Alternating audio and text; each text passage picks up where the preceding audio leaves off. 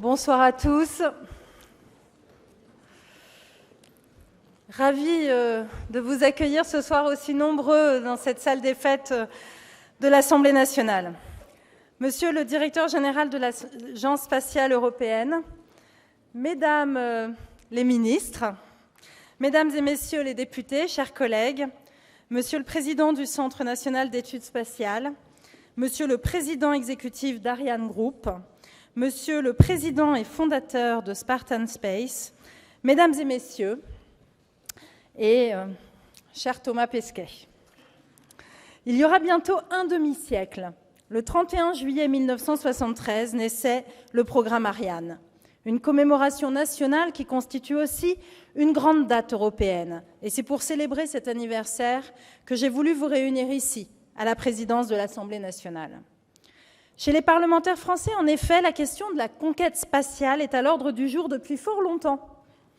Dès la Révolution, quand les députés, je vois votre regard interrogatif, dès la Révolution, quand les députés du Conseil des 500 s'installèrent au Palais Bourbon, ils comptaient parmi eux un pionnier de la science-fiction, Jacques-Antoine Dulord, auteur d'un récit savoureux intitulé « Le retour de mon pauvre oncle » ou « Relation de son voyage dans la Lune ».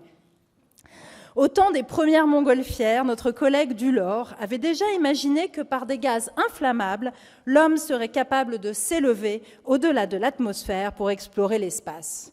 Et par un fabuleux effort d'imagination, il écrivit la première relation d'une sortie extra-atmosphérique. La surface de la Terre disparaissait insensiblement à mes yeux. Je vis la rotondité du globe. Ce fut alors que je commençais à trembler, raconte son héros.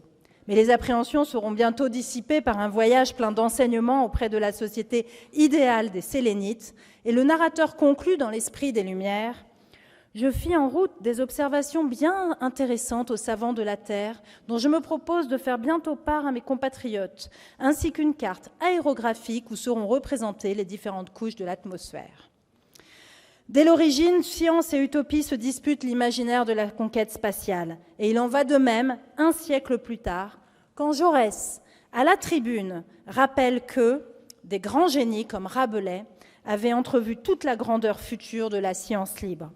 Et il fait résonner dans l'hémicycle cette promesse de grand humaniste « L'humanité ira plus haut encore. Après avoir conquis les mers et la terre, elle s'élèvera vers les hauteurs de l'espace. L'humanité ira loger un jour à l'enseigne des étoiles. » L'objectif était donc clair. Mais comment l'atteindre ? Comment transformer l'audace et l'imagination en une réalité tangible ? Comment passer de l'utopie à une réussite industrielle et scientifique ? D'abord en essayant, qui ne tente rien à rien. Et j'aime pour ma part cette phrase du pionnier de l'aviation, Pierre-Georges Latécoère, qui disait « J'ai refait tous les calculs. Ils confirmèrent l'opinion des spécialistes, notre idée est irréalisable. Il ne nous reste qu'une seule chose à faire, la réaliser. » Cette ambition posée, il faut des moyens, des ressources humaines, des financements, des installations, du temps. Et c'est là que les responsables politiques ont des responsabilités déterminantes. Dès le traité de l'Élysée de 1963, le général de Gaulle et Konrad Adenauer avaient prévu la conception conjointe d'un satellite comme un enjeu central de la réconciliation franco-allemande. Quelques années plus tard, sous le beau nom de Symphonie, l'engin est prêt, mais les Américains refusèrent de le placer en orbite. Et c'est donc en raison de ce refus que la France et l'Allemagne, sous la forte impulsion du CNES, imaginèrent de se doter de leur propre lanceur. D'autres pays européens les rejoignirent, ouvrant l'Odyssée d'Ariane le 31 juillet 1973. Depuis cette date, que de grands moments, que d'émotions inoubliables pour ceux qui y prirent part, comme pour ceux qui en furent le témoin.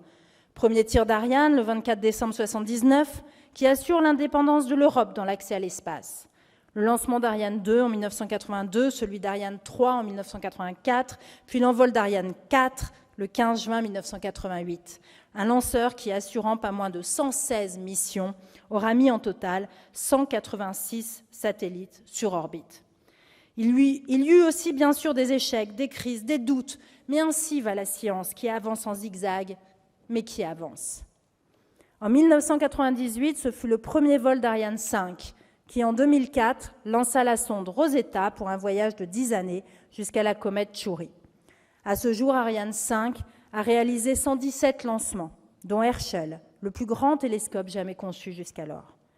Et tout récemment, le 14 avril 2023, Ariane 5 lançait JUICE, un satellite conçu pour étudier Jupiter et ses 3 lunes. Dans l'Odyssée spatiale européenne, la France possède un atout incomparable, une région d'outre-mer proche de l'équateur, la Guyane. Au centre spatial de Kourou aura bientôt lieu l'ultime lancement d'Ariane 5, transportant 2 satellites, Syracuse 4 et H2, un Français, un Allemand. Quel beau symbole. Et l'aventure continue, puisque dans quelques mois, ce sera au tour d'Ariane 6 de prendre son envol. Ces succès scientifiques et technologiques ne seraient pas possibles sans un engagement fort de la puissance publique, consciente des enjeux stratégiques de la conquête spatiale. L'Assemblée nationale vote les crédits de l'État au budget du CNES, ainsi que la contribution de la France à l'Agence spatiale européenne. Commun aux 2 chambres du Parlement, l'Office parlementaire d'évaluation des choix scientifiques et technologiques suit avec attention les programmes et les progrès de la conquête spatiale, et ce depuis les années 80, et nous fêterons bientôt son 40e anniversaire. Enfin, et c'est là une responsabilité particulière, les députés français ont le pouvoir de légiférer sur ce qui se passe très loin au-dessus de nos circonscriptions dans l'espace. Et j'en veux pour preuve la loi sur les opérations spatiales de 2008 qui avait pour objectif de limiter le nombre de débris spatiaux dans l'orbite terrestre basse. Je vais accélérer parce que vous n'êtes pas venus m'écouter. Moi, je crois qu'avec vous, nous pouvons être très fiers de recevoir ce soir Claudie Aigneret et Thomas Pesquet. Ils ont fait rêver de jeunes générations et je voudrais pour conclure évoquer l'avenir des vols habités. Dans quelques années, nous le savons, l'homme sera de retour sur la Lune. La plupart des grandes puissances mènent des programmes autonomes et ambitieux en matière de vols habités, la Chine et l'Inde venant s'ajouter aux États-Unis et à la Russie. La fin de la Station spatiale internationale, probablement vers 2030, l'émergence de stations privées conduira peut-être à la fin des collaborations entre les États. Et dans ce contexte, comment l'Europe doit-elle se positionner? Dans quelle direction doit-elle faire évoluer sa stratégie spatiale? Et c'est la question posée au High Level Advisory Group de l'ESA, mandaté à l'initiative de la présidence française de l'Union européenne. Ainsi, le cinquantenaire d'Ariane n'est pas seulement une commémoration nationale fédératrice. Elle nous donne l'occasion de nous réunir pour réfléchir à la suite de cette odyssée et préparer des succès futurs.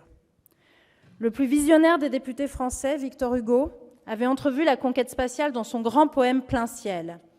Et Ariane n'est-elle pas cette nef magique et suprême qu'il annonçait?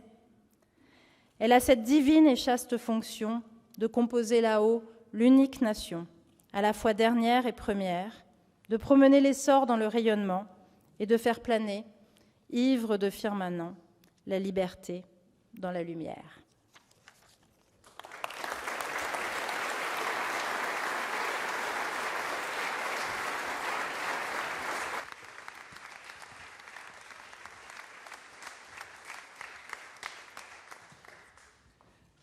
Merci à vous tous d'être venus si nombreux. On va essayer de faire en sorte que ce soit le plus dynamique et qu'il y ait le plus d'échanges possible. Donc je vais très rapidement vous présenter nos interlocuteurs, même si je suis sûre qu'il y en a beaucoup que vous connaissez déjà. D'abord, Monsieur Sion, vous êtes le président d'Ariane Group. C'est ce groupe qui donc envoie des fusées, des satellites, plein d'autres choses encore dans l'espace. Je pense que tout le monde ici connaît Madame Claudie Aigneret, ancienne ministre, mais surtout première française dans l'espace.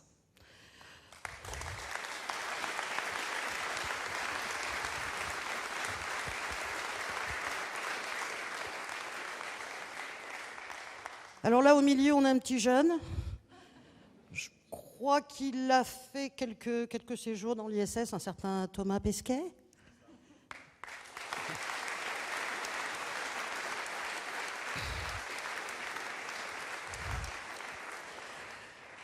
Madame Géraldine Najar, qui est directrice commercialisation, industrie et contrat à l'Agence spatiale européenne, qui pourra vous parler de tout ce que l'Europe fait pour le spatial.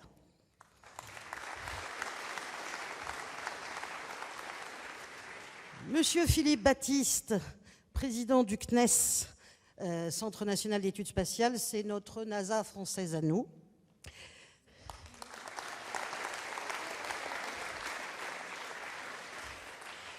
Et enfin, le docteur Peter Weiss, qui est fondateur et président d'une start-up qui a inventé ce que j'appelle moi la tente Quechua de l'espace, c'est-à-dire un habitat lunaire destiné pour les astronautes qui iront explorer la Lune, qui pourra vous parler du rôle des petites industries, des petites start-up. Il y en a de plus en plus.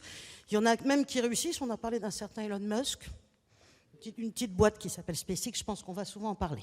Alors, pour commencer, moi, je voudrais poser la question à Thomas et à Claudie, parce que c'est une question que moi, en tant que journaliste, on me pose tout le temps. À quoi ça sert d'aller dans l'espace ?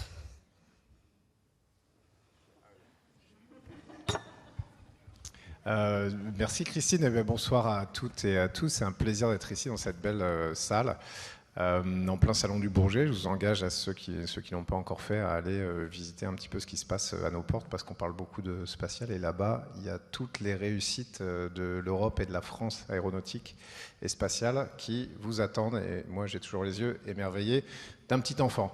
À quoi ça sert d'aller dans l'espace ? Écoute, ça sert à plein de choses. On peut découper ça en plein de manières. Moi, j'aime bien le découper sur une ligne temporelle, en fait. Et il y a des choses qui servent à court terme, à moyen terme, à long terme. En fait, c'est assez facile à comprendre. Les choses qui servent à court terme, c'est des choses dont on se sert tous les jours, en fait. D'aller dans l'espace, ça permet d'étudier la météorologie, ça c'est important. Ça permet la navigation par satellite. Tout le monde, là, je vous vois en train de prendre des photos avec votre smartphone, qui a évidemment dedans un GPS ou un Galileo, qui est l'équivalent européen, qui est meilleur, il faut quand même le dire, en précision. Ou les télécommunications, quand on passe des coups de fil au-dessus de l'Atlantique, très souvent c'est par des satellites de relais géostationnaires. Donc il y a beaucoup de technologies qu'on utilise tous les jours, dans la vie de tous les jours. C'est tellement intégré dans notre vie que chaque Français se sert en moyenne de 40 satellites, c'est à peu près la statistique, par jour sans même s'en rendre compte. Donc ça c'est vraiment le court terme, c'est les choses qui sont très pratiques, ce qu'on appelle un peu les applications du spatial. Le moyen terme, moi j'aime bien dire que c'est le progrès technologique, en fait, en allant se confronter à cet environnement qui est quand même extrême. Il faut quand même bien comprendre ce que c'est d'aller se mettre dans l'espace, notamment à orbite basse entre 200 et 700 000 km, 700,1000 km, pas 700 000. On se confronte à des choses qui nous dépassent un petit peu. C'est des vitesses qui dépassent un peu l'entendement, 8 km par seconde. Il faut quand même savoir que c'est du Paris-New York en 10 minutes, des températures dans les rentrées atmosphériques. Bon, tout ça, c'est très compliqué. Ce que ça fait, c'est que ça nous pousse à innover, à un peu exceller à ce qu'on fait. Et cette innovation, elle ne reste pas posée sur un bureau, elle se répand dans toute la société, en fait. C'est ce qu'on retrouve dans les systèmes de guidage d'avions, de voitures, dans la manière dont sont faites les turbines de moteurs d'avion, ou tous ces progrès-là qui cascadent dans la société. Ça, c'est un peu l'effet moyen terme de la conquête spatiale, en fait, d'aller dans l'espace. Il y a un effet encore un tout petit peu plus long terme, et là, c'est un peu la recherche. Je vais peut-être laisser Claudie en parler parce que c'est sa spécialité, mais c'est en allant se mettre dans les conditions spéciales de l'impesanteur ou du milieu spatial qu'on peut faire des découvertes qu'on est simplement incapable de faire au sol. Donc c'est vraiment un laboratoire, par exemple la station spatiale, mais pas que, on peut parler de missions scientifiques qui vont nous permettre d'avoir des découvertes qu'on ne peut pas faire au sol, faire progresser la science et la connaissance. Mais je ne veux pas en dire trop. Finalement, il y a quelque chose peut-être d'encore plus long terme, qui est que quand on va dans l'espace, on essaie de résoudre des questions un peu fondamentales sur la place de l'humain dans l'univers quelque part. Il faut quand même bien se rendre compte qu'on ne sait pas d'où on vient. On sait à peu près dater tout ça, on sait à peu près les petits ingrédients qu'il y avait dans la soupe originelle sur Terre. On ne sait pas comment ça s'est arrivé là, c'est pas sorti de rien, ex nihilo nihil. Et on se pose aussi les questions du devenir de tout ça. On sait par exemple, en allant vers Mars, que Mars est une planète un peu jumelle de la Terre, qui a beaucoup de parallèles dans leurs histoires, mais que Mars a eu une atmosphère qu'elle n'en a plus, que Mars a eu de l'eau liquide, elle n'en a plus.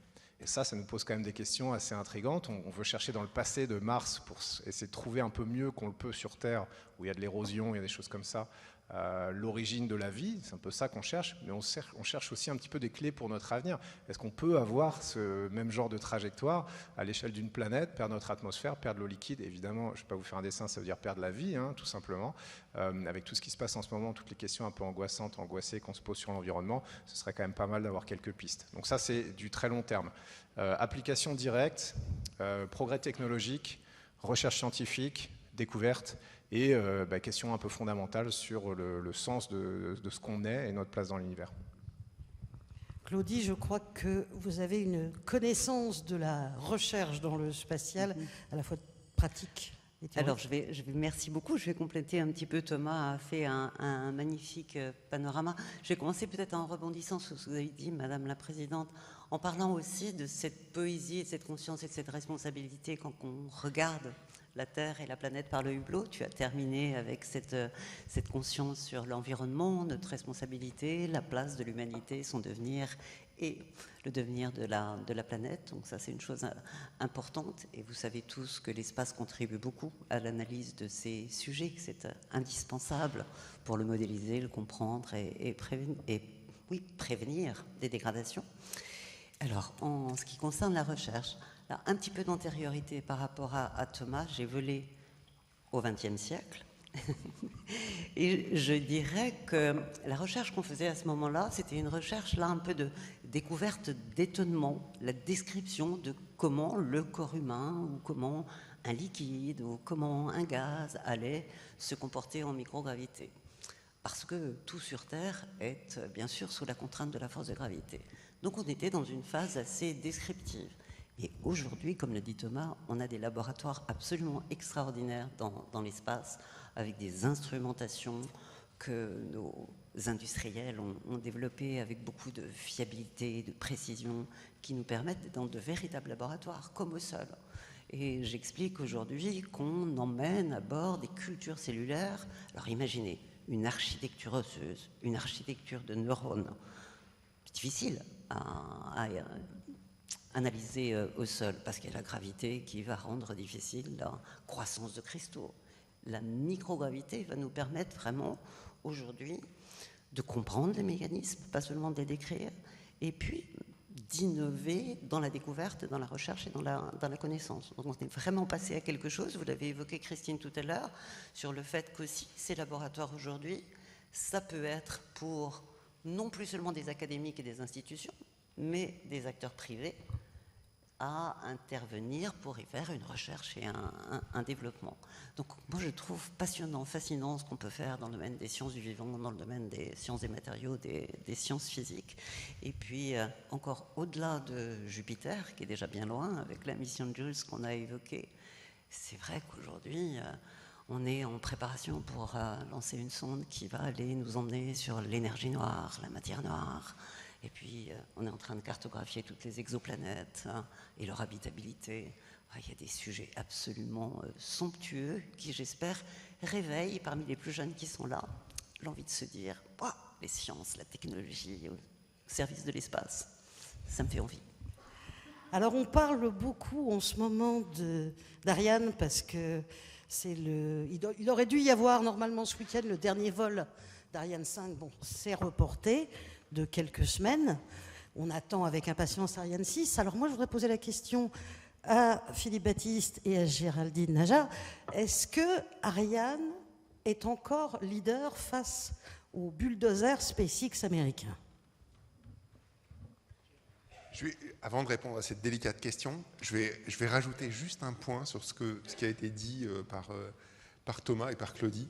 Je pense qu'une des raisons fondamentales pour laquelle aujourd'hui il faut absolument qu'on continue à avoir des astronautes, c'est le discours qu'ils portent et la portée de leur voix.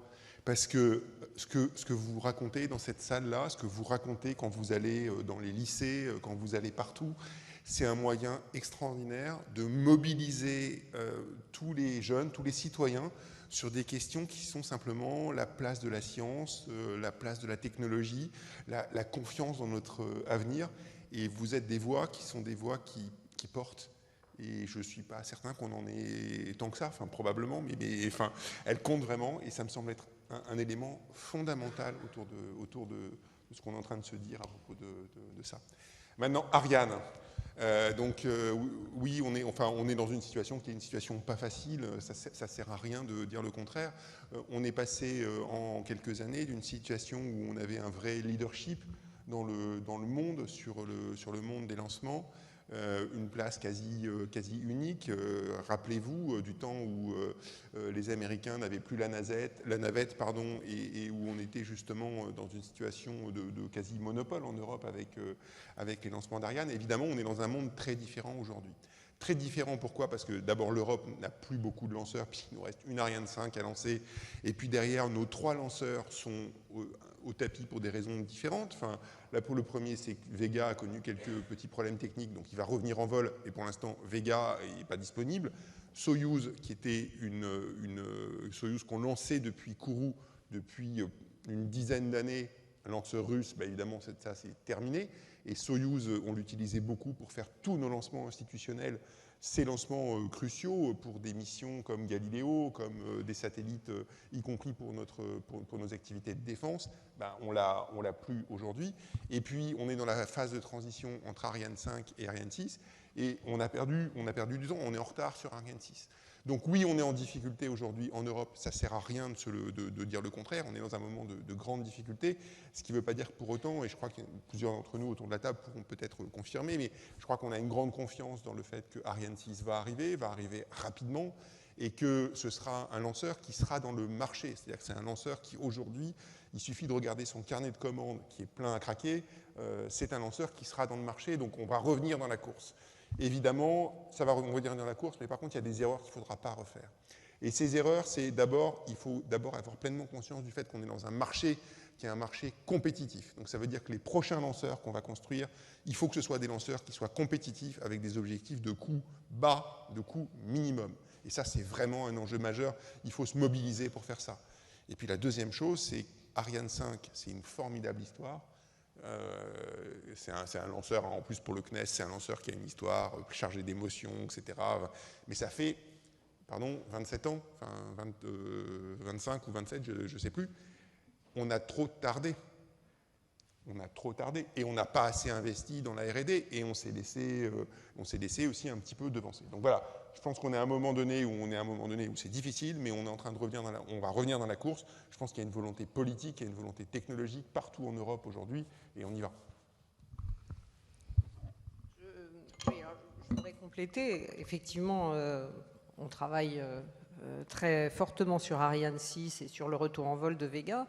Mais moi, je vois aussi une bonne dose d'optimisme sur le fait que, on a tous en tête SpaceX, qui a démarré il y a une vingtaine d'années, au passage avec quelques échecs au démarrage, et quelques milliards et quelques investissements très forts de la NASA pour mettre en vol ces lanceurs. Maintenant, SpaceX a lancé l'année dernière 61 fois. Cette année, il prévoit 100 fois.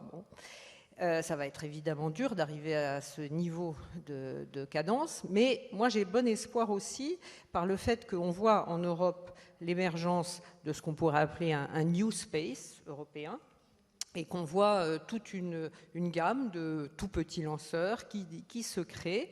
Et je n'ai pas de doute qu'en complément d'Ariane 6 et du lanceur Vega C, on aura aussi des petits lanceurs développés sur fonds privés ou sur fonds public-privé et qui seront un bon complément et aussi une nouvelle façon de faire du spatial.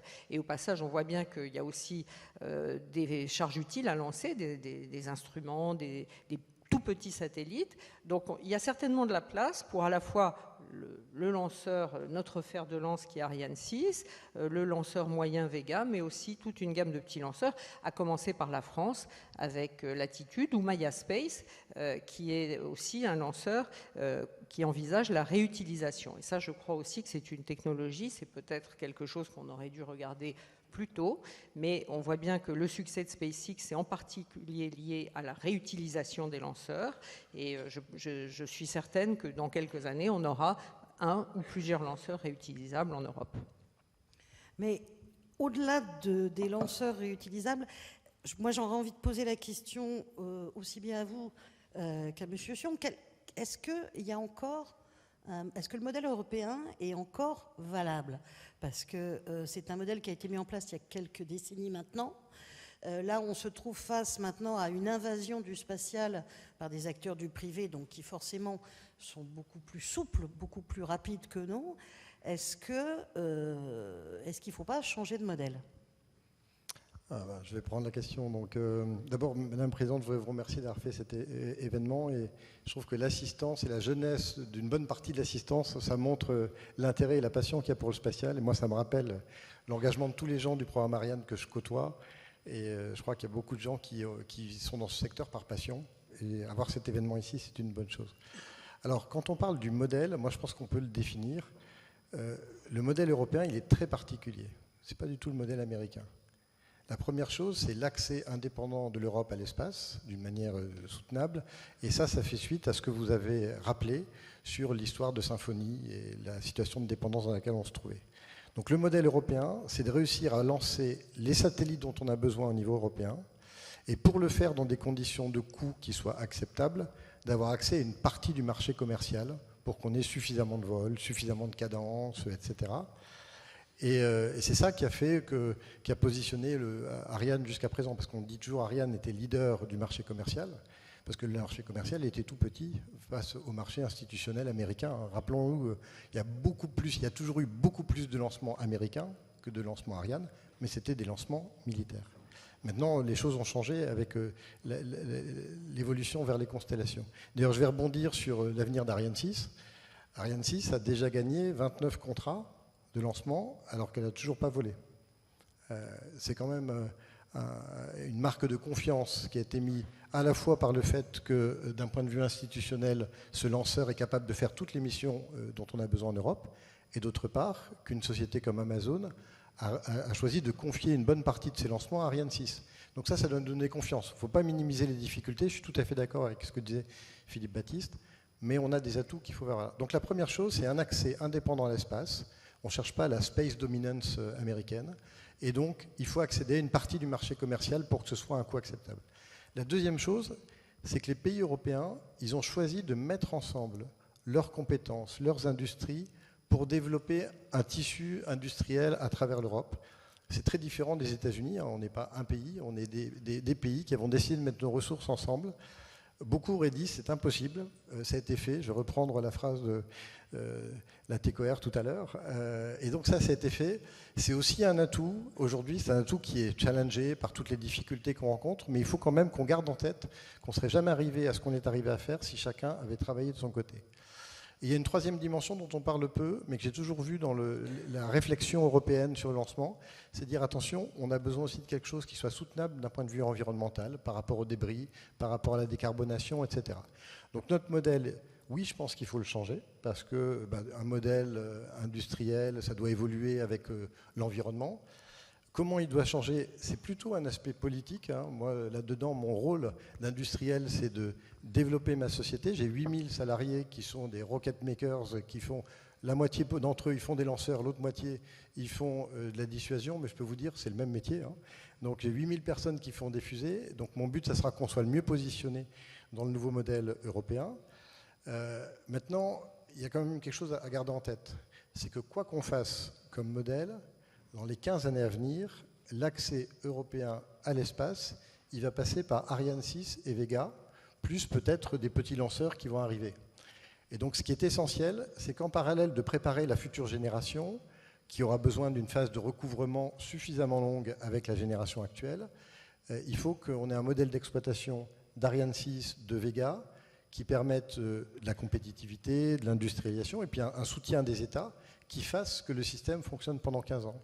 Donc je pense qu'avec cela, en fait, mon message, c'est oui, il faut changer, et il faut qu'on garde en tête nos spécificités européennes, ce qui a fait nos succès, pour qu'on invente un modèle européen qui n'est pas forcément un copier-coller du modèle américain, qui a beaucoup de titres et très très différent. D'ailleurs, Géraldine Naja, je crois qu'il y a une conférence qui va bientôt avoir lieu justement sur le futur du spatial. Oui, absolument. Disons, nous avons déjà eu en novembre dernier une très belle conférence ministérielle, puisque en gros, tous les 3 ans, les ministres européens de l'espace se réunissent pour décider des nouveaux programmes. Et ça, c'était en novembre dernier, avec 17 milliards d'euros pour nos futurs programmes. Un grand succès, 17 nouveaux astronautes et une croissance élevée de nos budgets. Mais vous avez raison, en novembre prochain, on a le sommet spatial, où il va être question là de réfléchir ensemble avec tous les États membres sur l'avenir de l'exploration spatiale en Europe. Parce que, comme il a été dit, la Station spatiale internationale vers 2030 verra sa fin. Et qu'est-ce qu'on va faire après? Et en particulier, la question est posée évidemment, est-ce que l'Europe va être autonome ou pas dans le domaine du vol habité? Parce que pour l'instant, l'Europe a toutes les capacités autonomes dans tous les domaines, sauf un, c'est celui de mettre en orbite des astronautes. C'est le seul domaine où nous n'avons pas cette autonomie et cette indépendance. Donc est-ce que nous sommes prêts, nous Européens, gouvernement européen, à décider enfin de rendre l'Europe autonome dans ce domaine? Surtout qu'en plus, pendant des décennies, le spatial, ça a été uniquement l'affaire des grandes agences gouvernementales. Depuis quelques années maintenant, il y a énormément d'entreprises privées qui viennent se greffer. Et là, je vais laisser parler le docteur Peter Weiss. Est-ce que c'est différent quand on est ce qu'on appelle une start-up, qu'on a un projet qui est plutôt intéressant? Je ne pense pas que vous ayez eu l'occasion de voir la réplique de son habitat lunaire. C'est quelque chose d'extraordinaire. Alors, Peter, est-ce que c'est différent pour un industriel du privé? Comment on se greffe là-dessus? Oui, clairement. Souvent, les startups, ils sont présentés un peu en concurrence avec les grands acteurs classiques dans le spatial. Moi, je pense que ce n'est pas du tout le cas. En fait, c'est une coopération. Nous, on travaille sur différents projets. On travaille sur le développement de la nouvelle station spatiale qui va en orbite lunaire. Et on travaille avec Thales, Alina Space, en France et à Turin, en Italie, parce que tout simplement, ils ont des expertises assez uniques. Et ce que beaucoup de monde ne sait pas, en fait, une grosse partie de la Station spatiale internationale a été construite en Europe. Donc on a vraiment une expertise assez particulière là-dessus. Bien sûr, moi j'aimerais bien mettre un habitat lunaire en surface lunaire, donc ça je pense ça fait partie. Mais c'est vraiment en coopération entre les petits et les grands. Pourquoi les petits? Parce que je pense qu'on peut amener effectivement un changement du système. Un système peut-être qui est plus orienté vers le service au lieu de produits. Des choses comme ça. Après, moi, ce que je trouve important aussi, c'est changer aussi un peu de ce point de vue, cette comparaison toujours avec SpaceX. Moi, ce qui me semblait extrêmement important, c'est qu'il faut qu'on offre quelque chose de complémentaire à SpaceX. Pas essayer de copier SpaceX, parce que si on commence aujourd'hui à copier SpaceX, eux, ils vont être déjà beaucoup plus loin dans quelques années. Donc il faut une autonomie dans des vols habités, ça c'est clair. Hein, ça c'est une hérésie que l'Europe n'a pas la capacité de lancer des astronautes. Mais à mon avis, il ne faut pas se limiter là-dessus. Il faut aller un peu plus loin, voir un peu comment nous on peut s'incruster dans le programme Artemis, donc les Américains, de retourner des astronautes en surface lunaire. Et ça c'est assez génial parce que je trouve on est dans une époque super en ce moment parce qu'on va voir des astronautes de nouveau marcher sur la Lune dans 3 ans, 4 ans. Et il est important que l'Europe joue son rôle là-dedans, qu'il y a des astronautes européennes là-dedans. Et par contre, ça vient pas uniquement des startups, on peut faire pas mal de choses, mais il faut une impulsion politique derrière, il faut que c'est le gouvernement qui pousse dans cette direction, quoi. Surtout que je crois qu'on a quand même un savoir-faire en Europe en général et en France en particulier, puisque, et ça je pense que Philippe Baptiste pourra me le confirmer, la NASA vient régulièrement nous chercher. Quand ils envoient des rovers sur Mars, il y a énormément de charge utile qui est française. Il y a toute une partie des rovers Curiosity et Perseverance qui sont pilotés depuis Toulouse. Donc on a un savoir-faire, on sait faire.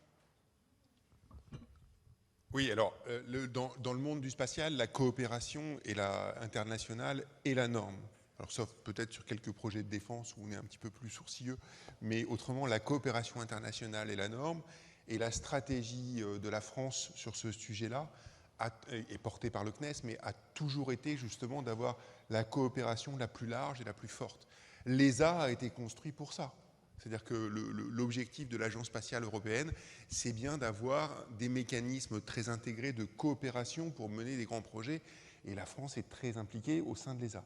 Alors effectivement, à côté de l'ESA aussi, on a toujours fait aussi le choix d'avoir un équilibre entre ce qu'on faisait au sein de l'ESA et puis des projets qu'on fait en bilatéral ou en multilatéral avec les États-Unis, avec l'Inde, avec le Japon, aussi avec la Chine, et puis historiquement avec d'autres pays, puis d'autres nouveaux qui vont arriver. Et c'est très intéressant parce que le but du jeu en faisant ça, c'est de répondre aux besoins des scientifiques. C'est aussi un outil diplomatique, il ne faut pas se tromper non plus, mais c'est aussi avant tout de répondre aux besoins des scientifiques parce que, en fait, quand on coopère sur une mission, quand on va sur Mars, qu'on pose le sismomètre qui a été fait à Toulouse sur Mars, eh bien, derrière, ça veut dire que les données, on va pouvoir les exploiter directement et ça va nous permettre de faire des publications, de faire avancer la science de manière absolument extraordinaire.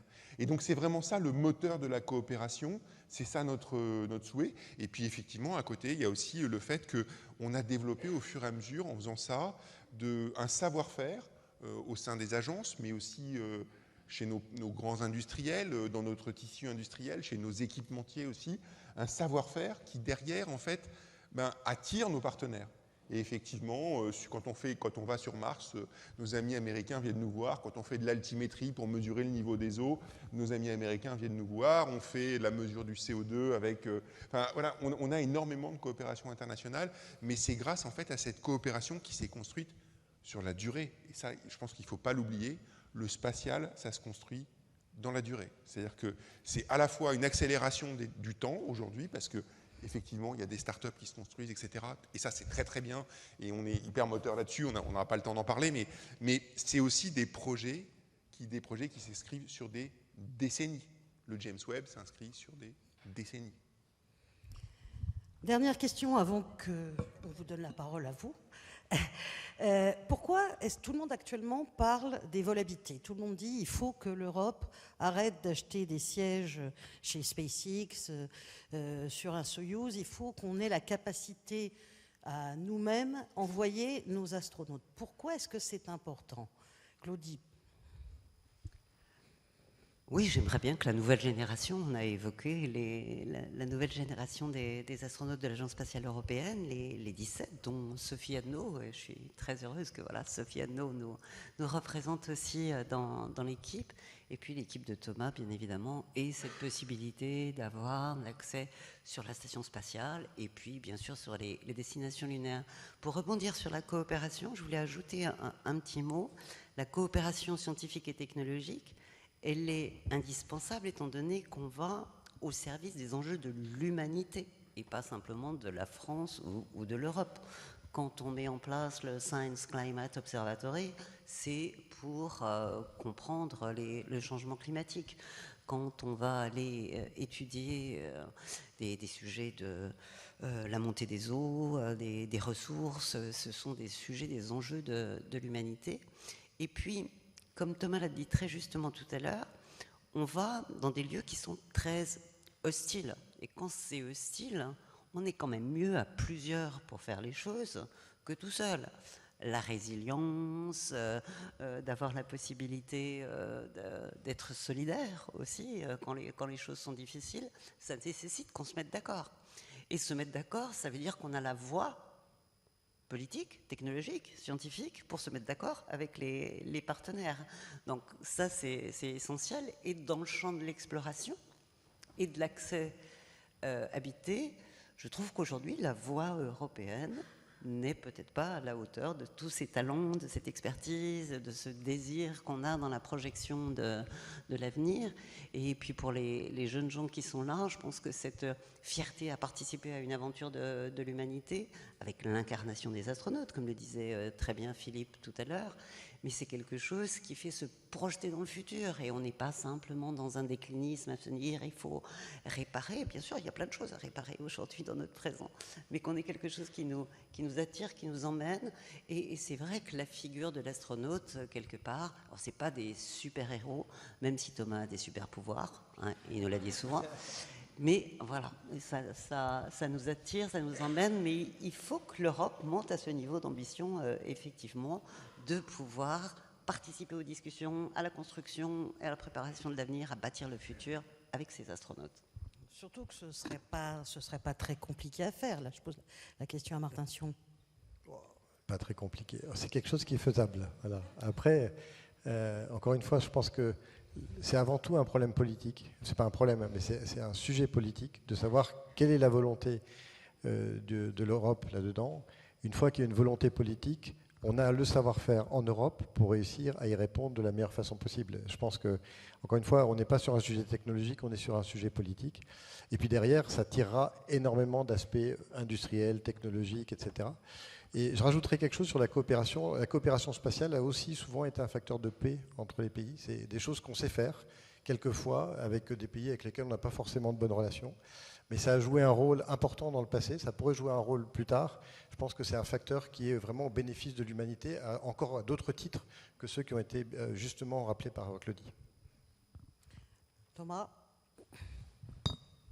Moi, je vois ça, en fait, ce retour, c'est cette prégnance des vols habités dans le discours aujourd'hui. Je pense que ça correspond aussi à deux choses qui se passent simultanément. D'un côté, il y a une maturité de l'Europe qui est plus grande. Il faut bien voir que l'Europe d'aujourd'hui, c'est pas l'Europe d'il y a 25 ans. Il y a plein de gens dans cette salle, et ils n'ont jamais connu autre chose que l'euro, par exemple. Nous, c'était pas notre cas. On est né à une époque où il y avait des monnaies différentes, ce qui paraît incroyable. Ce qui paraît incroyable pour la jeune génération, des frontières, une monnaie, etc. Pour eux, mais c'est tellement évident, mais ça n'a pas toujours été le cas. Donc, il faut bien dire que toutes ces choses-là progressent, qu'on se sent tous les jours plus européen. Il y a eu la génération Erasmus, il y a eu des choses comme ça. Aujourd'hui, on parle de défense européenne. Aujourd'hui, on parle de diplomatie européenne, des choses qui étaient impensables il y a encore 5 ou 6 ans. Donc, c'est pour ça qu'aujourd'hui, on se dit pourquoi pas, on a peut-être cette maturité, on est peut-être arrivé à cet âge en Europe où on peut s'unir encore plus loin pour des sujets encore plus ambitieux. Il y a ça qui se passe, c'est très positif. Et en même temps que ça se passe, que l'Europe devient plus unie à l'intérieur, malheureusement, il y a beaucoup de crises autour de l'Europe et ça converge en même temps. Évidemment, on parle ici de la guerre en Ukraine, mais pas que. On a beaucoup compté sur nos collègues russes pour aller dans l'espace, et ça, Claudie le sait mieux que personne, mais moi aussi, ma première mission, c'était sur un Soyouz russe. On avait d'excellentes relations. Chaque fois que j'allais à la Cité des Étoiles, on me parlait beaucoup en bien de Claudie et de mes prédécesseurs, parce que c'était le genre de relation qu'on avait à des niveaux techniques, mais aussi à des niveaux plus décisionnels. Et puis aujourd'hui, on se rend compte que c'est plus possible, parce que les aléas de l'histoire, on va pas rentrer dans ces questions-là, mais le fait est que c'est quelque chose qui est plus possible. On compte beaucoup aujourd'hui sur nos amis américains. Quid de demain? On ne peut pas prévoir le futur.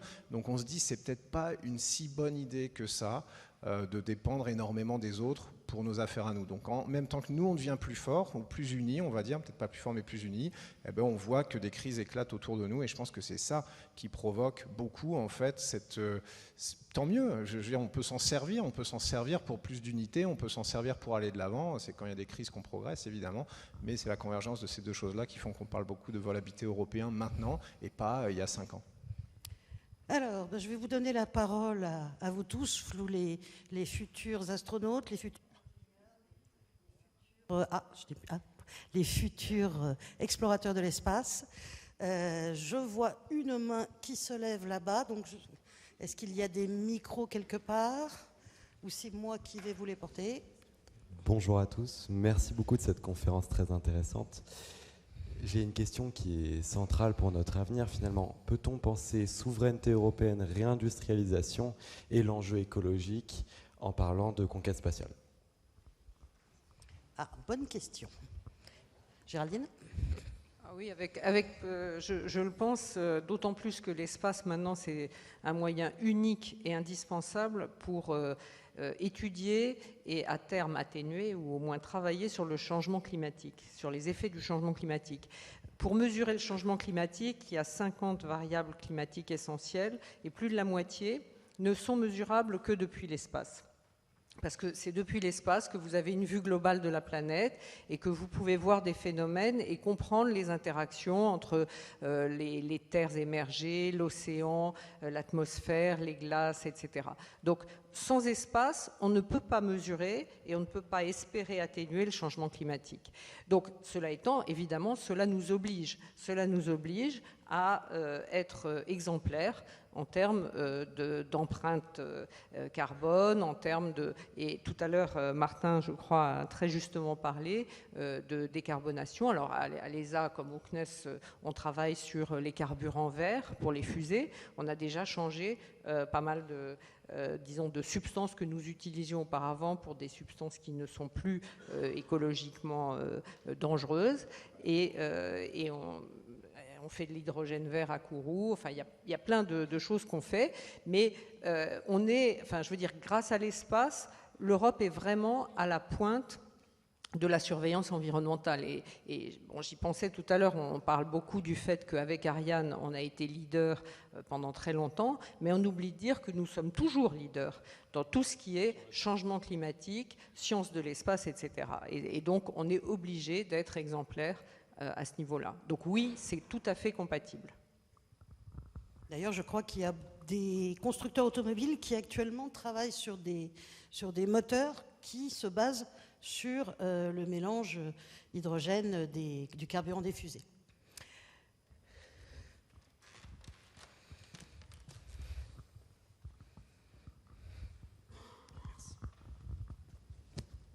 Bonsoir à tous. Merci Madame la Présidente pour cette belle conférence. Mesdames les ministres, Mesdames, Messieurs, bonsoir. Donc moi j'ai deux questions. La première, c'est qu'en est-il de l'Afrique dans toute l'industrie, notamment aérospatiale? Est-ce qu'il y a des collaborations, notamment entre le programme Ariane et l'Afrique? Et deuxième question, on parle beaucoup de la jeunesse. D'ailleurs, c'est assez représentatif dans l'Assemblée, comme on l'a dit tout à l'heure. Comment rendre plus accessible toute l'industrie aérospatiale à la jeunesse qui n'a pas forcément accès à l'éducation ou je pense par exemple aussi à nos jeunes de quartier, par exemple, populaires en France. Merci beaucoup. Je peux prendre la deuxième question. On embauche 400 personnes cette année, on cherche des profils partout. On cherche des profils d'ingénieurs, mais on cherche des profils d'opérateurs, on cherche des profils en logistique. Vous voulez travailler au Muro, à Issac, à Vernon. Aujourd'hui, honnêtement, on est plutôt à la recherche de gens parce que le marché de l'emploi est extrêmement tendu dans tous les domaines. Je travaillais encore récemment chez Safran, la situation était la même. Et donc, l'espace, c'est un endroit dans lequel il y a des métiers pour tout le monde. Et c'est un métier dans lequel on investit beaucoup dans la formation, parce que les métiers changent, parce qu'il y a une technicité qui évolue. Et donc, il ne faut pas avoir peur de frapper à la porte de l'ensemble des sociétés spatiales françaises, Ariane Group par exemple. Mais voilà, je pense que là-dessus, s'il y a des inquiétudes et des freins que les gens se mettent, il faut qu'on aille au-delà, parce qu'on a actuellement des besoins extrêmement forts dans tous les métiers. D'ailleurs, moi j'ai vu à Vernon, les gens de Vernon, là donc sont construits les moteurs d'Ariane, aller dans les écoles primaires, dans les collèges, pour présenter les métiers du spatial aux étudiants et dire nous recrutons, nous formons des apprentis, nous faisons de l'apprentissage. Vous n'avez pas besoin forcément d'être un super scientifique, il y a des tas d'autres métiers dans ce domaine. Et si vous êtes une jeune fille, c'est très bien aussi, d'accord? Parce que ça, c'est une des difficultés, c'est que le nombre de candidates que nous avons est très faible. Et là aussi, il faut qu'on lutte contre les stéréotypes. Alors je crois que... Claudie? Je voulais simplement, c'est très bien ce que Martin vient de dire, bien sûr, mais compléter aussi, en dehors du monde industriel et économique, rappeler qu'il y a plein d'associations, de ressources pédagogiques sur le site du CNES, sur le site de l'ESA, les associations Planète Science et plein d'autres, les centres de culture scientifique et technique, bien évidemment, ils sont là pour nourrir l'appétit chez les plus petits. Une petite personne qui est en face de moi, elle n'en est pas à demander à Monsieur Martin Sion comment elle va sans doute une future astronaute. Voilà, mais donner la petite graine de l'étonnement, de l'envie, de se dire mais comment ça marche. Il faut commencer tout petit. Alors nous on le fait bien volontiers, les astronautes, c'est vrai qu'on est souvent présents dans les écoles et dans les lycées, mais il y a aussi tout le tissu associatif, il ne faut pas l'oublier, ces centres de culture scientifique et technique qui sont merveilleux, puis plein de ressources sur les sites. C'est vrai qu'aujourd'hui, des belles chaînes YouTube scientifiques, enfin, il y a plein de choses, si vous voulez vous mettre D'ailleurs, je crois que Thomas a commencé avec un carton de machine à laver quand il était petit. Oui, alors d'ailleurs, cette légende évolue à chaque fois. Elle devient de plus en plus importante au fur et à mesure qu'on la raconte, comme toutes les légendes. Mais il y a une photo qui prouve qu'elle a quand même existé dans un format quand même assez modeste. Si je peux rajouter juste un truc, moi, ça me parle ta question parce que je pense que malgré tout ce qui existe, on a du mal à se projeter dans le domaine du spatial quand on n'a pas quelqu'un qui nous prend la main. Parce que c'est impressionnant, c'est loin, c'est virtuel, on se dit que c'est compliqué, on se dit que ça doit être difficile, etc. Et puis souvent, il y a beaucoup d'autocensure, en fait, ou de manque d'information. On n'arrive pas à connecter entre là où on en est, nous, et puis quand on voit des astronautes sur une scène, par exemple, on se dit « Attends, c'est quoi le rapport? Comment on arrive de là à là ?»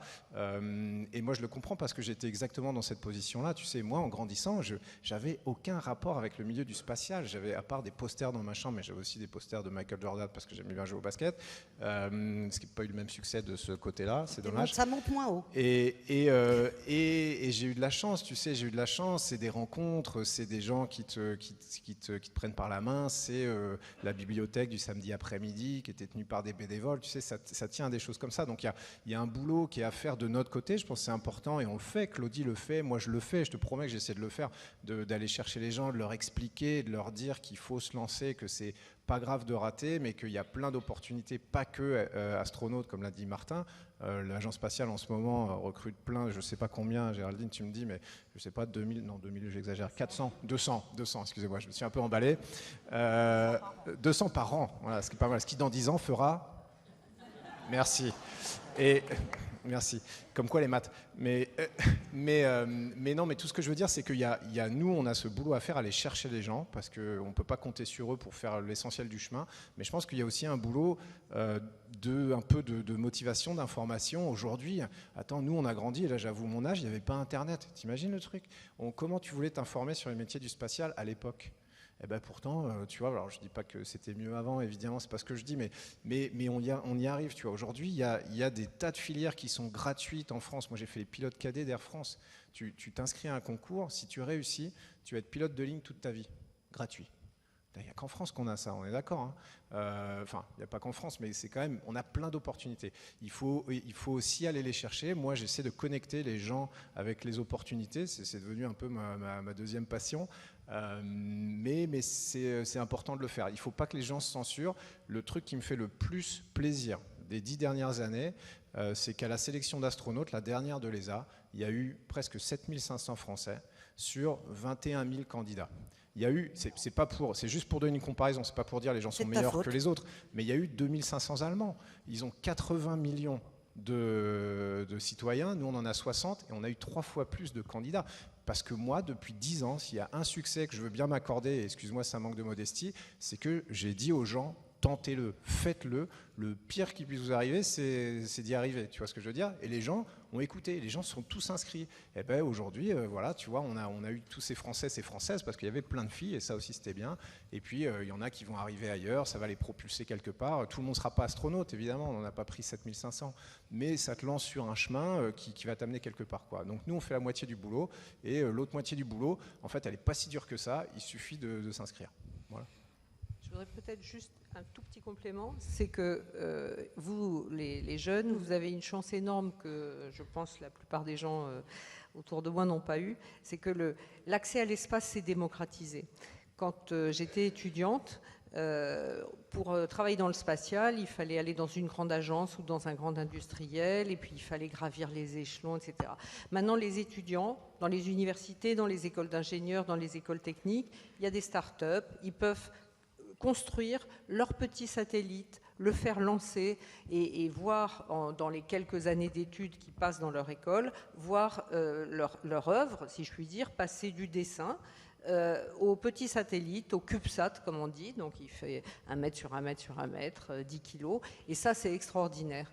Et moi je regrette de ne pas avoir pu faire ça, j'aurais bien aimé construire mon satellite, mais vous avez cette chance-là, utilisez-la.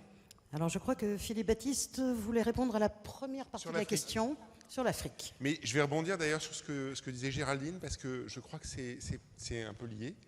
Les coûts du spatial, ils ont radicalement changé. C'est-à-dire qu'il y a 10 ans, un projet spatial, ça se comptait en centaines de millions d'euros.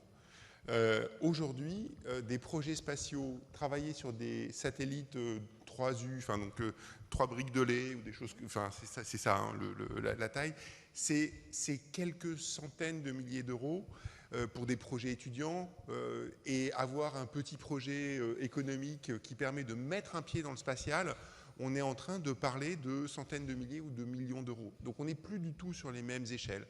Et ça veut dire que pour des pays qui sont des pays d'Afrique qui aujourd'hui n'ont pas tous, enfin c'est très varié, leur situation économique est évidemment très variable, mais qui pour certains n'ont pas forcément des ressources qui sont gigantesques. Et donc avant c'était une barrière d'accès au spatial. Cette barrière, elle est partiellement tombée. Ça c'est le premier élément. Et donc on voit très concrètement énormément d'agences spatiales se créer. J'ai pas fait le compte, hein, mais il se crée, les agences spatiales se créent à un rythme effréné. Alors c'est borné par le nombre total de pays, mais enfin, mais ça augmente quand même de manière assez. Voilà, donc ça augmente quand même de manière très significative. Et au-delà de ça, il y a aussi une deuxième chose, c'est que aujourd'hui, il y a ce tissu de start-up qui se crée, et il y a énormément de ces start-up qui se créent sur l'aval. L'aval, ça veut dire en fait comment j'exploite des données qui sont des données spatiales, qui sont produites par les grandes agences, par les grands programmes, Copernicus avec la Commission européenne. Et ces données, elles sont disponibles, elles sont là, elles existent, elles sont ouvertes, gratuites. Et derrière, vous pouvez construire des services qui sont adaptés à vos besoins. Et ça, c'est là aussi une porte d'entrée vers le spatial, qui est une porte d'entrée qui a des coûts relativement bas. Et des gens qui sont brillants, des gens qui sont très bons, qui savent faire de l'informatique, du numérique, en Afrique comme partout ailleurs, il y en a, et je peux vous dire qu'il y en a beaucoup, et donc ça marche très très fort. D'ailleurs, il y a plein de vidéos qui circulent sur YouTube, justement, d'Africains qui construisent leur propre petite fusée. À quand les grandes, ça, on verra. Il y a un monsieur là-bas qui lève la main depuis un petit bout de temps, ouais, avec la chemise blanche. C'était même le premier à lever la main. Bonsoir à tous. Bonsoir, merci pour votre présence. Vous avez parlé de l'hydrogène. Et pourquoi pas le nucléaire? Merci. Comme propulsion spatiale, tu veux dire? Comme oui. Propulsion spatiale? Oui, exactement. Ça existe, hein, tu sais, on a des missions avec des RTG, là, c'est du nucléaire passif, c'est pas de la fission. C'est des éléments qui... alors, je suis pas un expert, donc je regarde autour de moi pour voir si quelqu'un s'y connaît plus que moi, oui. Mais c'est des éléments qui passivement te génèrent de l'énergie par chaleur, mais c'est pas une réaction nucléaire comme on en a dans les centrales nucléaires, mais ça existait. On met quand même pas ça sur des missions habitées. Philippe, tu me dis si je dis des bêtises, mais dans certains endroits ça nous aide. Tu vois, si tu t'éloignes très loin du soleil, on pense à Voyager par exemple, eh ben, tu n'as plus d'énergie solaire, mais on peut penser aussi tout bêtement à se mettre sur la face cachée de la Lune pendant 14 jours, parce que c'est 28 jours, hein, un cycle de Lune, donc 14 jours, enfin 14 lumières, 14 nuits. Tu n'as non seulement pas d'énergie solaire, mais en plus il fait tellement froid, parce que le froid spatial c'est pas de la rigolade quand même, hein. Tu descends quasiment au 0 degré Kelvin, moins 273, pas exactement, mais tu es quand même allé, je te le fais à moins 250 degrés, bon an mal an. Donc il faut réchauffer ça, donc tu as besoin de résistance électrique pour réchauffer tous tes équipements de précision, et en même temps tu n'as pas de puissance parce que tu n'as plus de panneaux solaires. Donc typiquement le nucléaire pour se mettre sur la face cachée de la Lune, c'est une bonne idée. Après le nucléaire, ce qu'on n'a pas fait, c'est mettre sur des fusées, et surtout qui lançaient des gens, mais aussi en termes de retombées, de la fission nucléaire, ça ce serait un vrai gros problème. Et d'ailleurs, si je peux compléter ce que disait Thomas, donc des missions qui ciblent donc le pôle sud avec cette problématique de la nuit lunaire. Si je ne me trompe pas, en Grande-Bretagne, on travaille maintenant aussi sur des réacteurs qu'on peut poser là, entre guillemets, en alternative des panneaux solaires. Donc effectivement, le nucléaire est en train de revenir un peu dans l'espace, si je peux dire. Et puis je crois qu'il y a des moteurs à plasma aussi sur lesquels on travaille actuellement. Oui, mais les moteurs à plasma, c'est plutôt des solutions pour les sondes et pour les satellites. Et là, ça rejoint la remarque qui a été faite par Thomas tout à l'heure, c'est qu'il faut une source électrique pour les alimenter, soit c'est le soleil, soit ça peut être un réacteur à bord. Pour les lanceurs, ça a été regardé, parce que tout a été regardé dans les années 60. Et effectivement, imaginez une vraie centrale à fusion pour un lanceur, ça crée quelques petits problèmes de sécurité. Voilà. Donc ça n'a pas été creusé, mais il y a eu un moteur américain qui a été testé au banc. Peut-être juste un tout petit mot pour aller dans le sens, si demain on se projette vraiment sur Mars, sur la Lune, avoir des bases durables, etc., la question, effectivement, non seulement d'un RTG, alors mais c'est pour des petites applications, mais ça peut être aussi des SMR qui seraient spatialisés. Les SMR, c'est des Small Modular Reactors, qui sont un des grands sujets de l'énergie d'aujourd'hui et de demain. C'est des questions qui sont des questions ouvertes, et on n'en est pas là aujourd'hui, mais c'est des questions que tout le monde pense. Alors, ce jeune homme lève la main aussi depuis un petit bout de temps.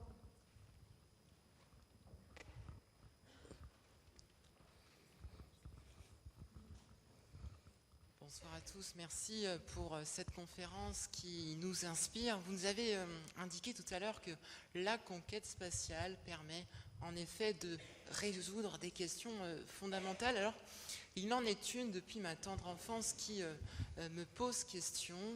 L'univers est-il fini ou infini? Mais ma foi, n'y a-t-il pas une alternative entre ces deux options? Quelle est votre opinion, votre ressenti? Ne pensez-vous pas qu'il pourrait y avoir en fait une autre solution intermédiaire entre ces deux alternatives? Cette question porte peut-être plus à vous, Thomas Pesquet, vous qui avez pu percevoir la grandeur de notre Terre, mais en même temps sa petitesse de petite planète bleue. Je te remercie vraiment de cette question. Facile, ça va me permettre d'étaler toutes mes connaissances sur ces choses. Écoute, je vais commencer par dire, la station spatiale, pour donner des ordres de grandeur, c'est 400 km au-dessus de la Terre, donc c'est pas si loin que ça, hein. Tu sais, 400 km, bon, des avions de ligne c'est 10-12 km, le Concorde un peu plus. 400 km, la Lune c'est 400 000, donc c'est déjà beaucoup plus loin. Mars, ce serait entre 40 millions et 400 millions de kilomètres. Mais tout ça, ça se passe quand même un peu au voisinage de la Terre. On ne va pas se confronter. Alors, on se confronte à des choses qui nous dépassent, hein. Je te promets que quand tu es dans un Soyuz, moi, la première fois, tu te retrouves dans ce petit truc à 250 km d'altitude. Là, tu te dis, oh là là, je suis dans un petit radeau au milieu du Pacifique. C'est vraiment cette impression-là. Mais quand même, on ne se confronte pas à des distances qui nous dépassent complètement parce qu'on reste borné pour l'instant au voisinage de la Terre, de la Lune, mais tout ça c'est assez proche. Voilà, maintenant que j'ai bien digressé, je vais proposer à Claudie de répondre à la question, parce que moi je ne sais pas répondre du tout. Je te promets, moi j'étais ingénieur pilote, mais mes connaissances sur la finitude ou l'infinitude de l'univers sont nulles. Et Claudie, par contre, c'est tout. Non, la seule question à laquelle je ne sais pas répondre, elle ne m'a pas été posée par vous, mais elle m'a été posée par un petit bout de chou qui avait 7 ou 8 ans, qui m'a dit « Mais vous, madame, qui êtes montée là-haut, est-ce que vous pouvez répondre à cette question? Y a-t-il un bout à l'univers ?» Alors, j'ai passé le micro aux voisins également. Y a-t-il un bout à l'univers? Mais il y a plein de scientifiques qui travaillent sur ces sujets, il y a des théories, mais j'avoue que je ne sais pas les exporter. Est-ce que je peux répondre par un clin d'œil? Il y a un projet européen qui s'appelle l'Extremely Large Telescope, qui est en cours de construction. C'est un outil astronomique qui sera au Chili, avec un miroir qui fait 39 mètres de diamètre. Ce miroir, pourquoi j'en parle? C'est qu'il est fait de 931 segments, qui font tous à peu près 1,80 m de taille. Et chacun de ces segments, il est tellement bien poli que si ça avait la taille de la France, le défaut, ça serait une coccinelle. D'où vient la technologie qui permet de faire ça? Elle vient du spatial, parce que c'est la technologie qui a servi à faire les miroirs d'Hélios et des satellites d'observation de la Terre, qui a permis d'arriver à cette qualité et maintenant d'envisager que lorsqu'on aura l'Extremely Large Telescope, la promesse qui est faite par l'ESO, c'est on verra les confins de l'univers. Donc peut-être que vous aurez votre réponse par ce biais-là. Alors, je voudrais rappeler quand même la distance parce que, à titre de comparaison, la sonde Voyager, qui est partie, je crois, en 1976, par là, vient juste de sortir de notre système solaire. Et notre système solaire, c'est tout petit dans la galaxie, qui est elle-même une des nombreuses galaxies. Donc, avant qu'on arrive au bout, je pense que ça va nous prendre un certain temps. D'autres questions? Je crois qu'il y en a plusieurs. Est-ce qu'on pourrait avoir des questions plus faciles, s'il vous plaît? Par là. Oui, bonsoir. Je vais essayer de poser une question terre à terre, assez simple, économique. En fait, vous avez parlé tout à l'heure de la complémentarité entre les lanceurs. Il y a aujourd'hui un grand dynamisme en Europe dans le secteur des micros et des mini-lanceurs, et où il y a une multitude de projets, tant en Allemagne qu'en Espagne, qu'au Royaume-Uni, et aussi en France. Vous avez cité Latitude, il y a aussi Hyperspace, qui existent. Et je voulais savoir quelle perspective économique vous voyez pour ce secteur et quel conseil vous donneriez à des entrepreneurs qui se lancent dans le secteur des micro-lanceurs. Je vous remercie. Martin ne peut pas répondre parce qu'il est conflicté. Petit lanceur deviendra grand. Ce qui veut dire qu'aujourd'hui, la taille du marché pour les petits lanceurs, elle n'est pas grosse. Pourquoi? Parce qu'en fait, le prix au kilo est quand même globalement plus élevé sur des petits lanceurs que sur des grands. Et donc, ça veut dire que l'essentiel du marché se concentre, même si la taille des satellites n'est pas forcément croissante, voire même plutôt décroît, l'essentiel du marché va probablement se concentrer sur des gros lanceurs qui seront capables d'envoyer en lot plein de satellites. Donc pourquoi les gens font des petits lanceurs? D'abord parce qu'il y a quand même un petit marché qui est intéressant, y compris pour des questions de défense, pour faire du lancement réactif, c'est-à-dire à la demande, parce qu'aujourd'hui, quand vous voulez lancer sur un gros lanceur, il faut s'y prendre 6 mois avant, alors si vous avez un besoin immédiat sur un petit lanceur, ce sera plus facile. Et puis, surtout parce que ça vous permet d'apprendre.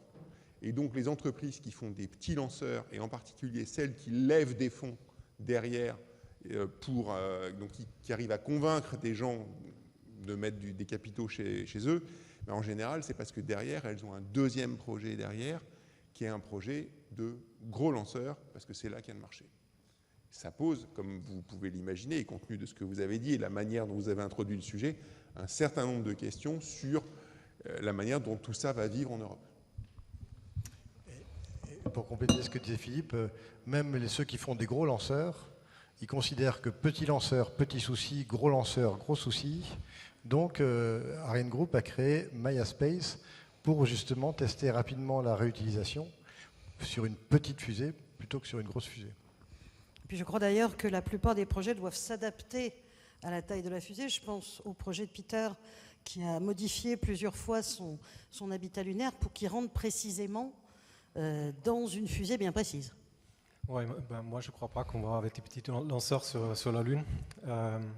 Non, effectivement, notre système il est conçu pour un véhicule qui s'appelle EL3, pour European Large Logistic Lander, ou Argonaut aujourd'hui, qui est d'ailleurs lancé avec Ariane, si je ne me trompe pas. Donc en fait, c'est un véhicule robotisé qui peut amener des charges utiles en surface lunaire.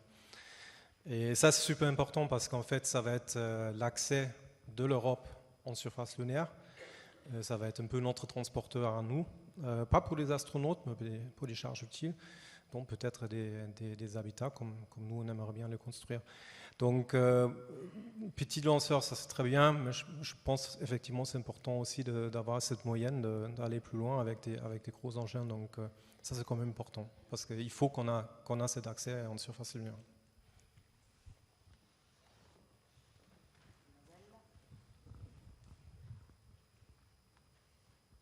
Je vous remercie. J'avais deux petites questions. Tout d'abord, il existe quand même un certain vide juridique sur l'exploitation de l'espace. Au-delà du développement technologique, je voulais savoir s'il y avait un travail qui était fait là-dessus. Je vois qu'on a de nombreux élus. Voilà, je sais qu'il existe aussi des lois supranationales, mais est-ce qu'on se développe là-dessus? Et une deuxième petite question. Je ne sais pas si ça se fait, mais bonsoir à tous. Oui, on a le droit de faire ça, de passer le micro. Je ne sais pas si c'est autorisé. Allez, on l'accorde, Merci, c'est gentil. Bon, tout d'abord, merci à tous pour vos interventions. Vous avez tous plus ou moins évoqué le fait que l'industrie spatiale est en transformation, notamment en raison des conflits géopolitiques et des tensions qui existent actuellement. On a vu que les Russes et les Chinois ont leur propre projet de station internationale. Et avec la fin de la station internationale, quelle est la suite pour la France et pour l'Europe d'une manière générale? Est-ce qu'il y aurait un autre projet qui viendrait remplacer celui-ci ou quelle est la suite? Merci. Peter ? Tout le monde veut répondre à cette question. Bon, allez. Et je commence. Sur les ressources, et si on a la possibilité de posséder une surface lunaire, une partie de la surface lunaire, non, effectivement non, ça c'est pas possible, il y a des lois contre ça. Par contre, il y a un truc qui est quand même assez intéressant, dans les accords Artemis est défini quelque chose qui s'appelle des safety zones, des zones de sécurité, qui disent tout simplement, mais si moi j'ai un rover qui se balade en surface lunaire, autour de cet objet, j'aurai une zone de sécurité qui va éviter ou à quelqu'un d'autre à atterrir proche de ça. La taille, je crois, elle n'est pas définie, ça peut être quelques kilomètres. Et voilà, ça a été signé avec Artemis. Maintenant, on peut se dire, ouais, ça c'est tout anodin et tout ça. Il faut se dire, donc tout le monde cible aujourd'hui le pôle sud. Pour la raison, parce qu'il y a des ressources très, très particulières. Il y a des zones où il y a en permanence la lumière. Il y a des zones où on croit qu'il y a de l'eau, ce qui pourrait être très sympathique pour des missions habitées. Le pôle sud lunaire n'est pas comparable au pôle sud terrestre, où on dit, voilà, là c'est la zone de la France, une zone norvégienne, tout ça.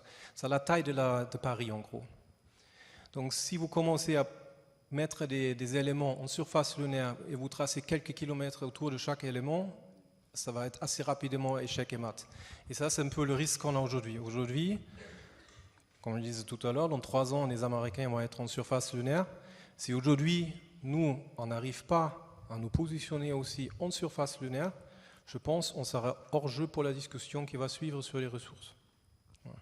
D'ailleurs, Géraldine, je crois qu'en matière de droit, puisqu'on parlait du vide juridique, il va peut-être bientôt falloir créer un code de l'espace quelque part. Ah, ça c'est certain, parce qu'en plus, si on parle d'économie lunaire, pour l'instant, les traités des Nations Unies de la fin des années 60, début des années 70, disaient que la Lune et les objets célestes ne sont pas appropriables. On ne peut pas se déclarer, comme vous l'avez dit, propriétaire.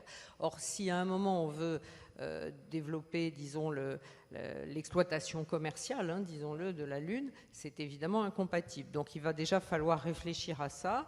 Et moi, je suis tout à fait convaincue que pour ce qui est de la création d'un code, par exemple, d'un code de conduite, on verra un petit peu ce qui s'est passé avec l'automobile.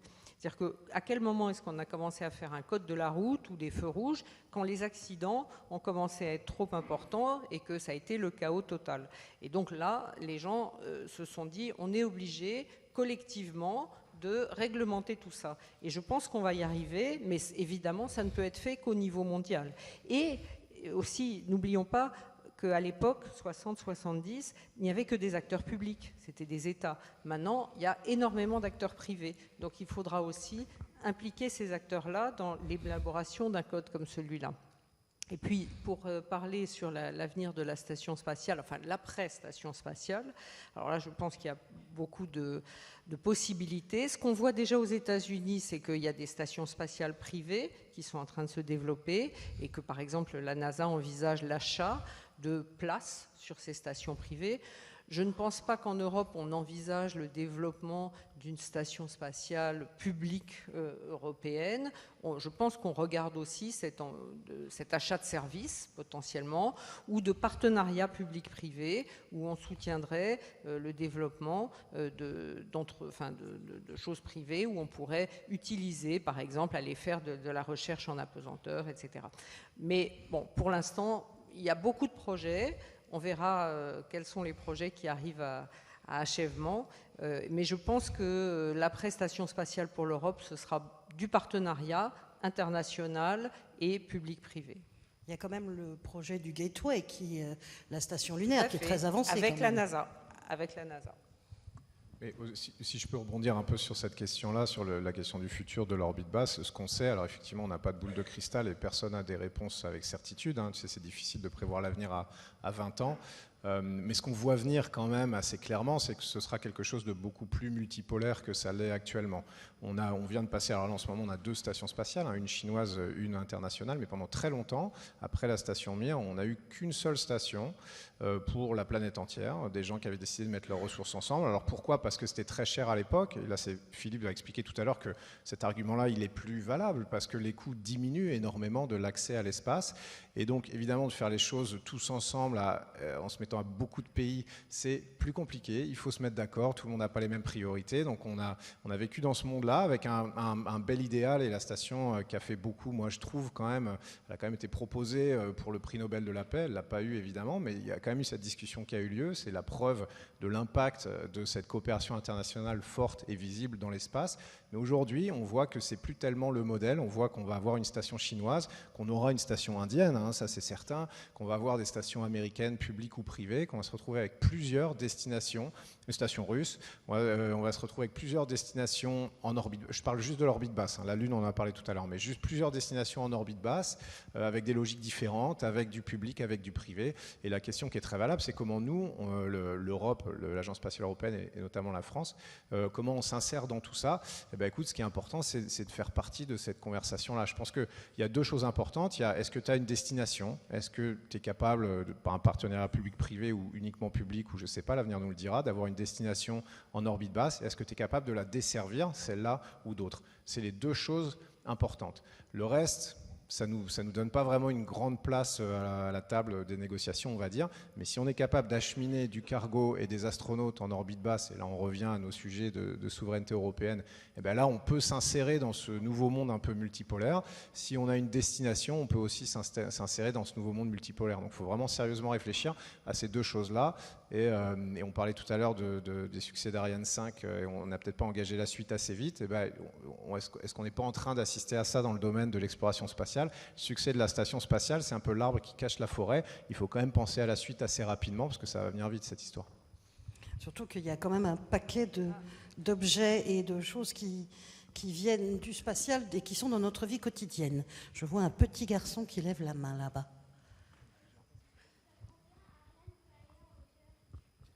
Alors je répète pour tout le monde parce que tu veux le redire dans le micro? Vas-y, redis-le. Jusqu'à combien Ariane peut aller en hauteur? Je me tourne vers les experts qui vont répondre à cette question. En hauteur. Alors, je vais faire une réponse. Je ne suis pas sûr de la réponse en fait. Parce qu'on n'a jamais été chercher ce qu'on pouvait aller le plus loin. En fait, le principe d'Ariane, c'est d'amener un satellite le plus haut possible et ensuite de le lâcher. Et il y a des missions où on irait directement en orbite géostationnaire, ça veut dire à 36 000 km. Donc 36 000 km, c'est quand même très loin, c'est 3 fois le diamètre de la Terre, hein, quand on regarde. Donc 36 000 km, c'est la mission la plus lointaine pour que Ariane lâche son satellite. Mais bien souvent, elle le lâche plus bas et le satellite, il va sur son orbite directement. Voilà. Donc s'il y a un chiffre à retenir, le plus loin, c'est 36 000. Mais derrière, la sonde, elle peut aller à des centaines de millions de kilomètres. À l'infini, voilà. À l'infini si on est patient. Voilà. De toute façon, dans l'espace, rien ne vous freine. Donc, je crois que j'ai un autre apprenti astronaute là. Est-ce que l'espace, est-ce que l'espace appartient à quelqu'un? Est-ce qu'on aura le droit de le coloniser ou de le partager? Thomas, quand est-ce que tu nous installes un Club Med sur Mars? Écoute, je pense, tu viens de me donner l'idée de fonder mon propre pays avec mon propre drapeau, de m'approprier une partie de... Non, écoute, l'espace, ça a été des vraies discussions, tu sais, parce que l'espace aérien au-dessus des pays, il appartient aux pays. Tu vois, par exemple, si un avion veut rentrer dans l'espace aérien français, il y a des contrôleurs qui soit le laissent entrer, soit le laissent pas entrer, là-haut. Hein. Tu vois, donc ça, c'est de la souveraineté. Mais l'espace, ça se passe encore au-dessus. L'espace, ça appartient à tout le monde. Par nature. Il a fallu fixer la limite. C'est des conversations qui ont l'air un peu folles, mais des conversations qui ont eu lieu au début de l'exploration spatiale. Pour la Lune, on en parlait tout à l'heure, ces conversations ont eu lieu aussi, parce qu'on s'est dit, attends, on fait la course à la Lune, les Russes, les Américains, mais le premier arrivé, il n'a pas le droit de se l'approprier, il ne peut pas dire maintenant c'est à moi. Donc on a mis en place des lois pour ça. Ces lois, elles n'existent pas pour le reste de l'espace. On ne les a pas écrites pour la planète Mars, tu vois, par exemple, mais il faudra le faire. Il faudra le faire, c'est important. Ça ne peut pas être le Far West, tu sais, l'exploration spatiale. On ne veut pas de ça. Tu ne pars pas le premier et tu essaies de t'accaparer les ressources. Il y a certaines personnes, peut-être certains acteurs du spatial dans le monde qui trouveraient ça sympa parce qu'ils pensent qu'ils vont arriver en premier. Mais nous, en tout cas en Europe, on parlait du modèle européen, ce n'est pas notre manière de voir les choses. Donc c'est une réponse très compliquée à ta question qui était pourtant simple. Excuse-moi, l'espace, il appartient à personne, ou plutôt il appartient à tout le monde. Pour l'instant, c'est un bien commun. Puis si ça se trouve, peut-être que nous, on appartient à quelqu'un. Je vais te laisser répondre toi-même à ta question, Christine, parce que...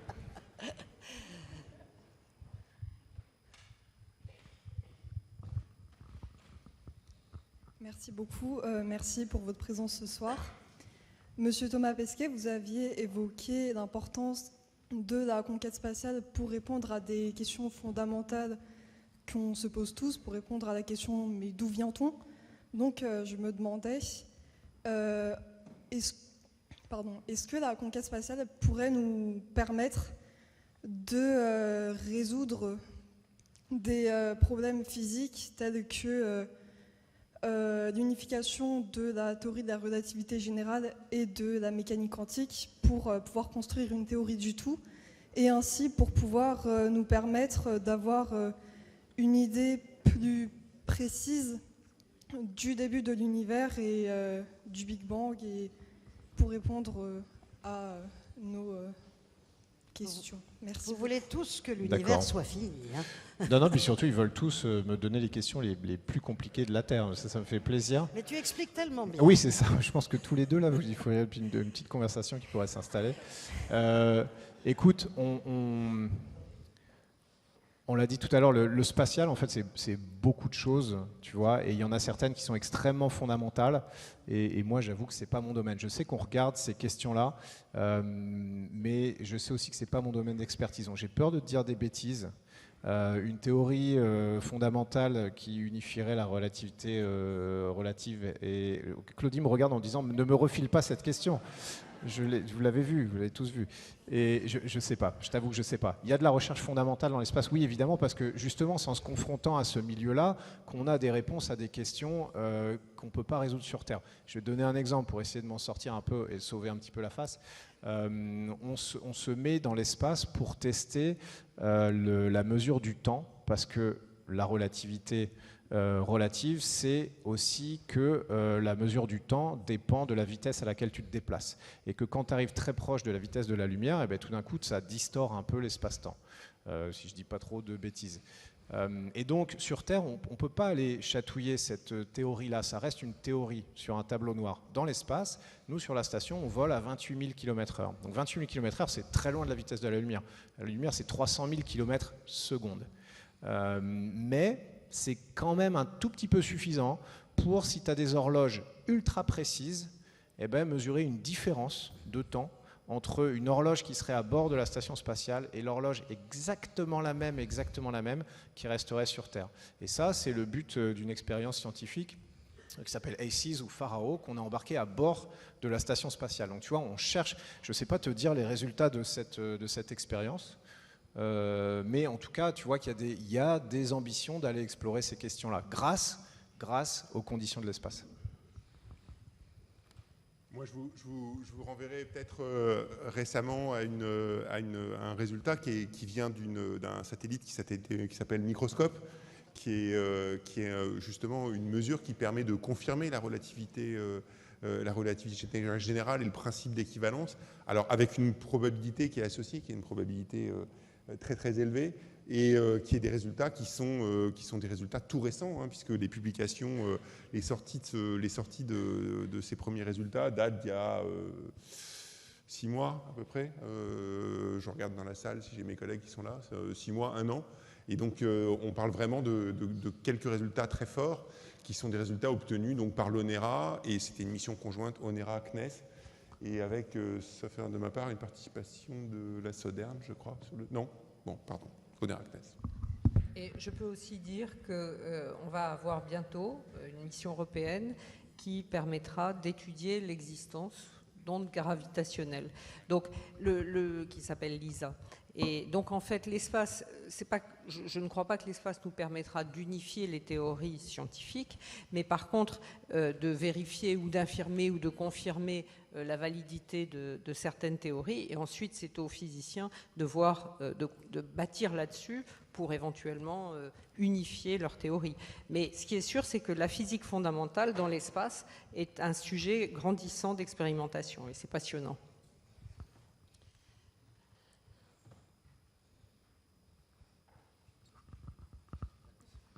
Alors, bonjour tout le monde. J'avais une question à vous poser. Selon vous, est-ce que la science peut-elle aujourd'hui répondre à la question « L'homme peut vivre sur une autre planète que la Terre ?» J'espère qu'ils vont répondre oui. Mais il y a du travail. Qui s'y colle? La réponse, c'est sans doute possible, mais je ne suis pas sûr que ce soit très enviable. D'abord, il va mettre énormément de temps pour y aller. C'est-à-dire quand Thomas va partir sur Mars, Ça va te prendre quand même 300 jours. au bas mot. Aller. Voilà, aller. 300 Après, jours quand sur il place, va 300 arriver, il jours va retour. prendre sa pelle et sa pioche et il va s'enterrer parce que l'environnement est tellement hostile qu'il faut échapper à un environnement radiatif qui est particulièrement fort. Il aura la tante Quechua de Peter. C'est vrai. Pardon. Mais enterre-toi quand même. Mais qui va pas Mais voilà. C'est vrai que c'est limité. Et après, il va repartir. Donc ça va. Ce que je veux dire, c'est que cette idée de planète B, comme on peut l'entendre de temps en temps, il faut la prendre avec quand même beaucoup de recul. C'est-à-dire que le jour où vraiment on doit considérer que Mars est notre planète B, par exemple, ça voudra vraiment dire qu'on sera quand même très mal. Vraiment au bout du bout. Parce que je pense que ça ne va pas être des conditions enviables.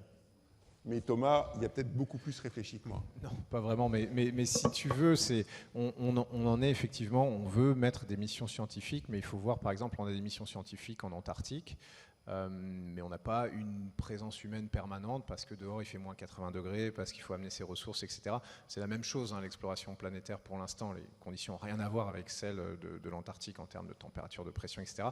Mais c'est un environnement à peu près aussi inhospitalier, voire plus inhospitalier, même plus inhospitalier, allez, soyons honnêtes. Donc c'est de ça qu'on parle, c'est mettre des équipes de scientifiques pour faire des découvertes et faire avancer le progrès. On ne parle pas de débarquer avec la population d'une ville et de l'installer. Ça reste encore de la science-fiction. Alors la science-fiction, c'est bien, c'est en imaginant le futur qu'un jour on y arrive à long terme, très bien. Tout ce qu'on fait aujourd'hui, c'était de la science-fiction il y a 10, 50, 100 ans. Mais aujourd'hui, nous, ce sur quoi on travaille au jour le jour, c'est l'exploration scientifique, robotique, humaine de ces milieux extrêmes. Et ça, on sait le faire sur la Lune, parce qu'on y est allé, qu'on va y retourner de manière plus pérenne. On saura, on pense, avec encore un peu de boulot, le faire sur Mars, même si c'est plus difficile. Au-delà de ça, tu sais, pour l'instant, on n'envisage pas autre chose que ça. Pour l'instant, ça veut dire dans les 50 ans qui viennent. Mais toi, tu verras la suite, peut-être pas moi. Je vais prendre une dernière question. Mademoiselle ou madame?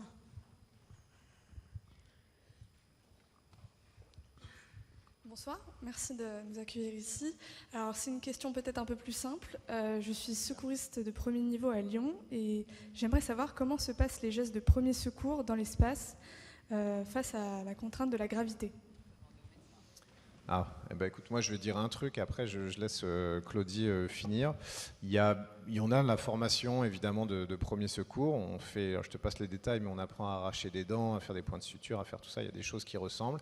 Il y en a un, moi, dont j'ai envie de parler parce qu'on l'avait étudié en vol parabolique avant.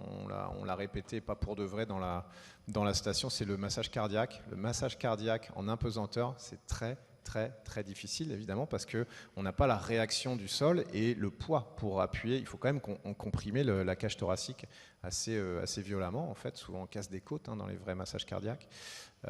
Et donc la solution qu'on a trouvée dans la station, la plus simple, il y a eu plein de techniques qui ont été étudiées, mais la plus simple c'est d'aller mettre les pieds au plafond en fait. Tu mets les pieds au plafond et tu compresses, donc tu tends les bras un peu au-dessus de ta tête, il faut imaginer à l'envers, et tu compresses, tu donnes le massage cardiaque comme ça. Alors, ça ne simplifie pas les gestes de premier secours, mais comme tout, comme la vie de tous les jours, que ce soit l'hygiène, la nourriture ou tout le reste, eh ben, en impesanteur, dans la station, dans les stations, il faut réinventer. Il faut réinventer soit avec de la technologie, soit avec de la débrouillardise, soit souvent avec un petit peu des deux. J'espère que je ne t'ai pas piqué toute la réponse, Claudie. Non, je vais juste compléter sur le fait de la différence entre ces stations en orbite basse et puis les destinations qu'on envisage, beaucoup plus lointaines. Dans les stations en orbite basse, il y a quelques cas où on peut avoir une évacuation d'urgence. Pourquoi? Dépressurisation, un feu à bord, une ambiance toxique et potentiellement un problème médical qu'on ne pourrait pas traiter à bord. Alors, il y a parfois des médecins, mais les astronautes ont effectivement une formation pour aller vers ces gestes de premier secours. Donc on peut potentiellement évacuer, revenir en urgence de la station spatiale. Ce qui ne sera pas le cas sur les destinations lunaires et encore moins sur les destinations martiennes. Donc effectivement, il y a cette réflexion aujourd'hui de comment va se gérer la santé de l'astronaute dans ces conditions extrêmes. Pour des petits bobos, ça on sait faire, les petites fractures. Ça. En plus, avec les imprimantes 3D, on va faire des très beaux plâtres, des belles attelles. On va savoir gérer ces sujets-là. Mais après, il y a des sujets sur lesquels, voilà, ça va être des gestes d'urgence. Et on réfléchit beaucoup aujourd'hui aussi à associer une intelligence d'assistance, une intelligence artificielle pour avoir des données de base, une simulation d'un modèle chirurgical, parce que l'interaction avec le sol, elle ne va pas être évidente non plus. Quand on va être vers Mars sur une situation d'urgence, on ne va pas attendre 20 minutes que le sol et le médecin au sol vous donnent un élément. Donc c'est une réflexion qui est très importante. Et je dis ça, je sais que l'Agence spatiale européenne a plein de choses sur les sujets de santé pour l'avenir. Et s'il est trouvable, le petit bouquin que Philippe m'avait fait envoyer récemment, le soin sur Mars, il est super génial. Une étude prospective justement sur comment réfléchir aux interventions, au cas jusqu'à décès d'un membre d'équipage sur le chemin, au retour. Donc ces questions-là se posent. Ça veut dire de l'autonomie, ça veut dire des technologies de diagnostic très perfectionnées, d'interaction. Et je souligne une chose, le fait de penser à cette fiabilité, à cette instrumentation, à cette possibilité de prendre des décisions sur des sujets médicaux, c'est clairement ce dont on a besoin par la télémédecine, dans les déserts médicaux, dont on parle beaucoup en ce moment. Et donc, toute cette analyse-là, elle permet aussi de faire progresser nos problématiques terrestres, au-delà de l'énergie, de tout ce qu'on a évoqué, mais les problématiques de santé, très largement. D'ailleurs, je crois qu'il y a beaucoup de recherches parmi les nouveaux astronautes de personnalités médicales, d'infirmiers, de médecins. Parmi les nouveaux astronautes, pour la jeune femme qui a posé la question de physique, un peu astrophysique, il y a Rosemary Coogan, astrophysicienne, qui fait partie donc des profils, et puis elle a fait sa thèse au CNES, Rosemary. Hein, donc ces profils-là, réfléchir aussi à ces sujets de physique fondamentale ou d'astrophysique, ça peut conduire, pourquoi pas, à aller les explorer plus loin. Si je peux ajouter un petit point, parce que la question me plaît énormément, parce que je suis sécuriste quand même. Et effectivement, il y a des projets à l'Agence spatiale européenne, comment sécuriser un astronaute en surface lunaire.